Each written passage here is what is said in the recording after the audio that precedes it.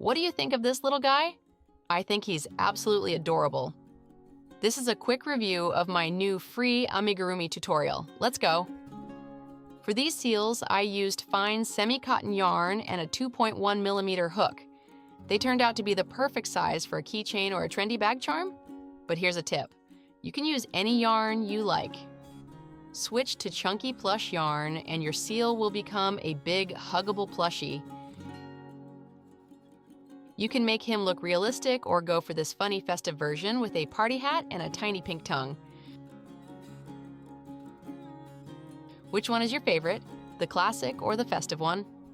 Let me know in the comments. The full free tutorial is linked in the description below. Happy crocheting!